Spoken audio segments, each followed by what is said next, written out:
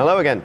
I'm here with Paul and Ian from Mode 7 Games, who are here to show for the first time, I believe, he says, not quite knowing if he's saying a lie, Frozen Synapse 2. That's right, to the internet. That's really exciting. You guys just came from doing your actual presentation of this game to the crowd stage, here, right? Onto real people. Onto real people, as opposed to the internet. We didn't display it on the real people. We used a screen. We're quite well, it's very avant-garde. People think virtual reality is the future. Using humans as screens. I think it would be inconvenient. It would be inconvenient. How did that go? Very good. Yeah, it was really nice. We had some fans down there kind of excited to see the first new development of it. It's quite hard to convey a game like this in a live setting because it's quite a complex strategy game. But yeah, we think it's nice to be able to talk about some of these decisions we've made for FS2 in public finally, not just keep it bottled up within, festering away. So I understand early version of the game. Yes, it may break at any time. Okay, that's your disclaimer. We'll just get that out there first. Yeah. And actually, so before we go into it, presuming the people online might not necessarily have played Frozen Synapse 1, like maybe take me through what the series is about. Like, what is the essential core of what this game is that you're carrying over from that game into this one? So Frozen Synapse is basically it's like a simultaneous turn-based version of Counter-Strike.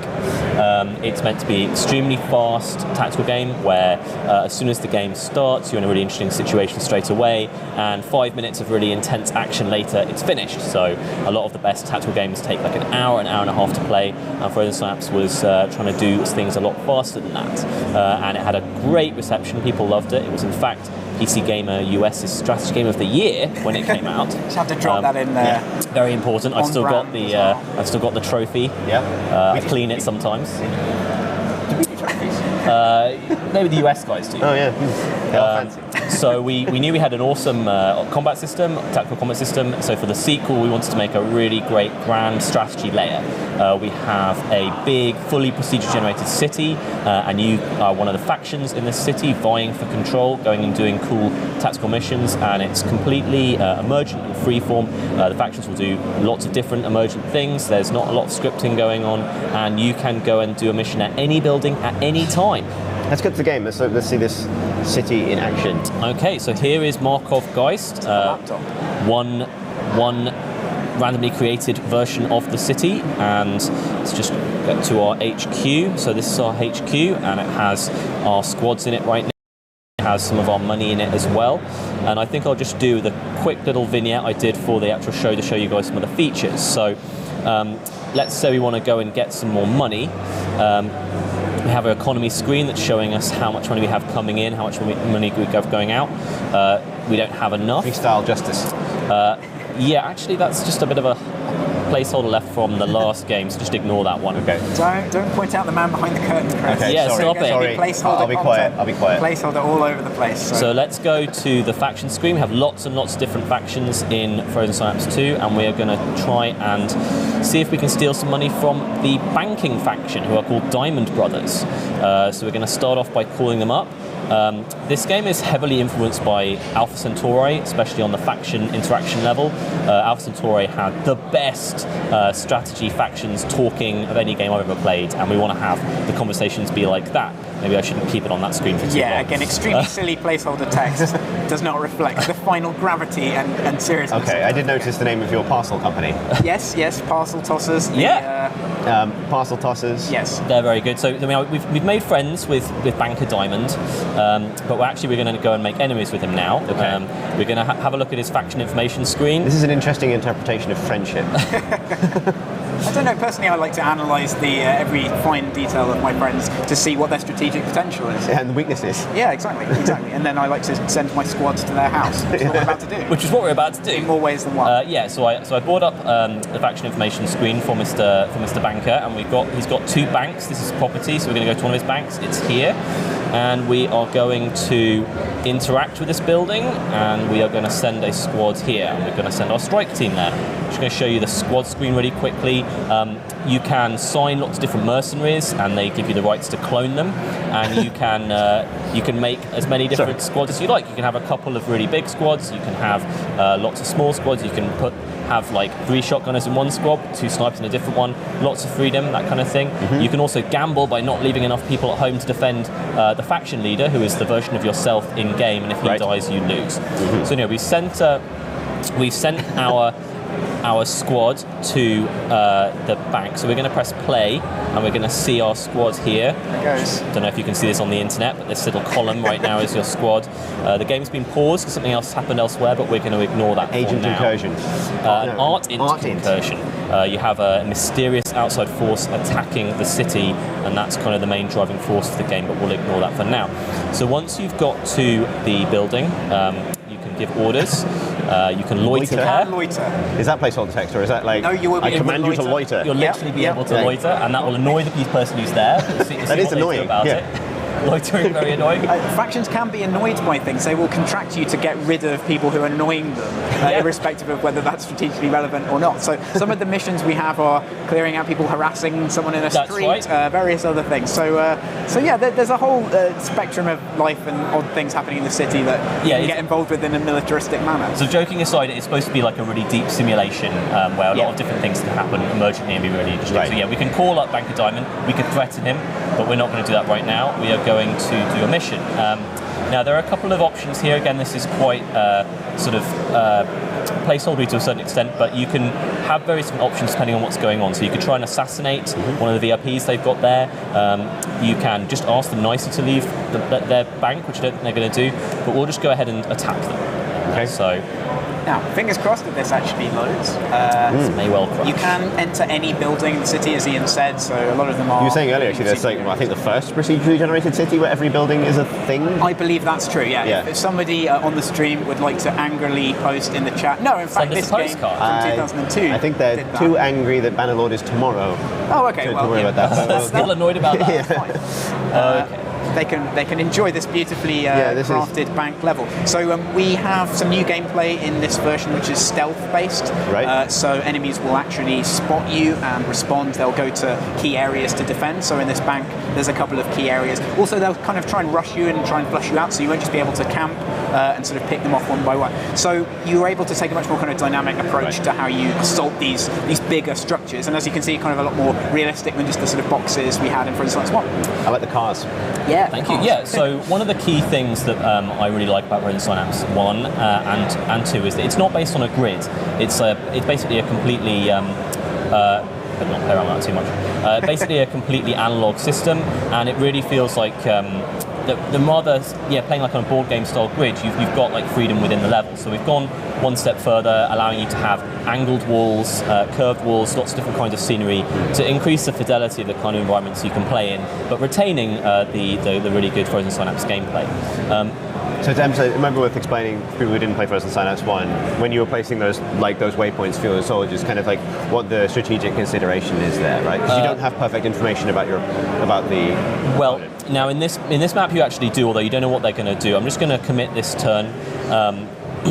And then we're going to see our plans and see what the enemy does. It's going to take a little bit too long because, again, it's pre-release version. So I mean, we have the same paradigm from the first game where you're making a plan for the next 5 seconds of time and you're trying to predict what the other side is going to do in that 5 seconds. So even if you can see the initial placement of their units, which you will be able to in a lot of single player, you still have to anticipate where they're going to move and where your units are going to be positioned, whether they're going to duck, standing, and so on.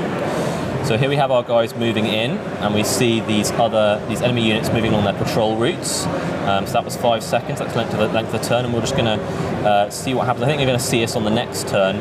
I'm going to show a different level in a little bit, and we'll talk a little bit then about some of the controls on one of the new units. But we're just sort of showing how some of our new stealth stuff works. Yeah. So we really tried to kind of take the core Frozen Synapse idea and then put it into this context where it really gives someone a lot of freedom with what they do strategically. That was one of the things that people really wanted from the first game. They wanted to get a real sense of place and context to these missions. They're not just abstracted. You definitely got spotted there. Yeah. So this guy's seen us. This guy up near the top of the screen, and he's raided into his colleagues. So they've started desperately moving back to to try and cover us. And now we've fully aggroed the enemies on the level, and they will start working under AI to try and kill us. Yeah, you can see a patrolling unit there just change direction. Also, if you go down to the bottom area here, there's some money that's being stored in that building. So you'll see, this is very sort of early stuff, but there you see changing direction. They're going to set up defensive positions. Okay, so when you've aggroed the enemy, it's not just that they're going to run at you, Absolutely. try and kill you. It's more that they then start to enact their own plan. Something that we work really hard on is and this is difficult to do in dynamically generated levels as well, is work on the balance between enemies that are going to run at you and challenge you, and also enemies that are going to kind of take up those defensive positions, and some will keep patrolling. Because in a mission like that, so that was just one of the banks, the enemies that you find there is completely based on what's happened at the city level. You don't know what that faction has been doing. They might have kidnapped someone, they might have a load of different interesting weapons there, they might have their own VIPs there, you just don't know. Like, a faction will develop in a very different way, very differently, depending on how the game has gone. So we have to find a way of having missions that have a really detailed plans for enemies and interesting kind of enemy behaviors that can still react very much based on what's happening. So that's something that we've been working on a lot, and that works really well. So you're going to show a generated... Yeah, so now we're going to show one of just a random node from the city, and we'll show some of our procedural generation of stuff. Like we were talking about before, you can go into anywhere in the city and run a mission there, and what part of the city it's in, whether it's in the suburbs or the inner city or the outskirts, what kind of building it is, has a massive impact on what kind of terrain you see there. We've got a park here on the left, and we've got a very, very, very full of enemies building here. They're having a convention. Now we have to talk about the Frozen Synapse vehicle here. This is how you've rocked up. This is something you'll be able to upgrade, change, user modify. It won't look like that eventually. Probably won't look very much like that, but I'm kind of proud of it anyway. Ears, but yeah, so the idea of that is it's a kind of an assault vehicle, assault van, and you deploy cover around it to enable you to do these sort of more aggressive approaches sometimes. It looks like you're going to have to do an aggressive approach here. But yeah, this is one of the new units in the game. One of the things we've tried to do is introduce some variety to the units and tell them about this. Yeah, so this is the smoke grenade launcher. So this guy can chuck grenades and create areas where people cannot see or fire bullet-based weapons through. So this is like we've got about 6 or 7 units. This is one of the ones I find most exciting. It really shifts up the gameplay of Frozen Synapse, allowing you to have a lot more detailed control over the levels. Works especially well in some of our multiplayer modes like secure. It's like really a genuinely new kind of unit and makes exciting new possibilities. Yeah, also there'll be a lot of detail in the units. You'll be able to, as Ian said, get these mercenaries coming in that will have different sort of stat balances, and you'll be able to really kind of refine how you do things. There'll be units that work at close range, units that work at long range, kind of the same stuff that we had in Frozen Synapse 1, but just with a lot more nuance and a lot more detail in how you're able to put together squads. So you've got this grand strategy layer on top of a kind of pretty tough and sometimes very punishing mission-based system. Yeah. Like, what is the nature of the interaction between those two? I understand that doing well in the mission will be nice, but how does failure work, for example, on that kind of grand strategy layer? So if you lose your units, they get regrown after a certain amount of time at your HQ. So you don't have permadeath of your units per se, but basically the more you get under pressure and the more you annoy other factions, the more they will attack your base. And it's when you lose a mission at your base that you can lose the entire game. Right. So it's really important that you get to play these levels properly, that you're not so scared of things going wrong that you don't get to use the whole force of your force, and you have to reload the entire time. Right. So keeping the balance of making it not too bad for you when you do badly is important. Are you concerned about, I'm thinking of other games that have a strategic layer and a mission layer, I guess. Are you concerned about something like save scumming, like people kind of trying to perfect missions in terms of creating an overall challenge, or is that just kind of like if they want to do it that way, then do it? If they want to do it that way, that's up to them. That's totally cool with us. I think that the most important thing with design like that is that you never force someone into doing something annoying because you've let them do too much. So you just have to make sure that whatever you allow is easy and fun to do, and that people don't have to jump through an annoying hoop to do something that's technically possible, but is a bit scummy. I believe this is the first time you guys have made a sequel. Is that right? Yes, absolutely. So, I mean, obviously Frozen Synapse was enormously popular, but was there a reason beyond simply people really liked it for coming back to this game? I think, that's a big reason, but really just the idea that you can take a combat system which is obviously very successful, people really, really like, and then we could spend most of our time working on the strategic level. And that means that we have a lot of time to get that really good as well, because if you're trying to make a game from the ground up and you have to do both, that's going to be really hard. The attraction with this is that there have been attempts to do procedurally generated cities and kind of put gameplay into that, but with this we knew what the tactical level gameplay was already, and we spent 4 years making Frozen Synapse 1, so we kind of had a good sense and a good idea of that. So it was actually, we were able to kind of work up from knowing that gameplay through to something that's going to be relevant on the grand strategy layer, and actually kind of directly connect those two things rather than sort of shoehorn them together. And that's what's really interesting to me about this is that there's real things that you can do in the level that really affect the map. Yeah. And it's not some kind of abstracted thing. To what extent does the response to, and the way that particularly the Frozen Synapse community took to the first game, change the way you think about developing a sequel? Because presumably, as with any competitive game, particularly the way that it was subsequently played, the sort of strategies that developed would influence how you thought about it subsequently. I mean, I think that we're always making the games that we want to make first and foremost, but listening to other people talk about what they like about our games fundamentally changes on some level how we feel about the games. Like, when we hear a lot of people wanting a certain feature in FS, and initially it might not go with something I thought of before, and then I think about it a lot and realise how that's cool, and that sort of moves my thinking forward from it. Yeah, and also, it's really nice to be able to. I've had emails from people saying like, what I really want is this big city where you can go and do missions. Like, that's probably unrealistic. That's probably too ambitious. You guys probably don't want to work on that. And sounds to know that we're doing that and to actually be able to provide something that someone kind of imagined when they saw the first game. That's really, really exciting. And we think, a city is such an interesting place to be. This is an infinitely possible city. There's so many sort of different aspects and angles to that. It's a kind of very fertile thing to do creatively. So that's that nice conjunction of things where it's something that someone's going to fancy about the game, but actually the more you think about it, the more it becomes your fancy as a developer as well. So in terms of building I don't think I asked you, and maybe I should have read at the start, like what is your kind of long-term objective? Like what is the win state on the city level, essentially? Oh, I see. So we have this mysterious outside force that's attacking you, and the kind of the end game conditions are about embracing one approach to it. Do you want to destroy this outside force? Do you want to enslave it and use it for your own ends? Do you want to try and be diplomatic with it?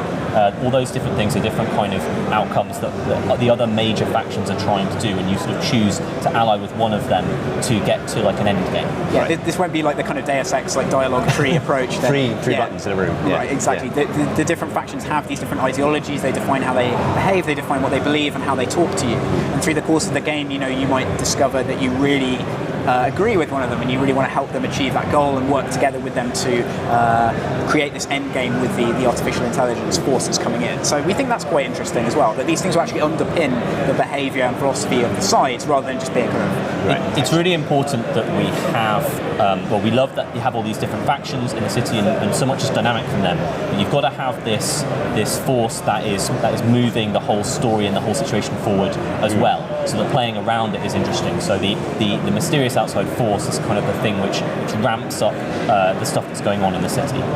Right. Is this narratively connected to FS1, or is it its own thing? So it's set after the events of FS1, so I guess it's not too much of a spoiler to say there's kind of a cataclysmic event at the end, and the city needs to be rebuilt. So this game is set in the possibility space of what the city could be. Right. So it's about infinite hypothetical cities.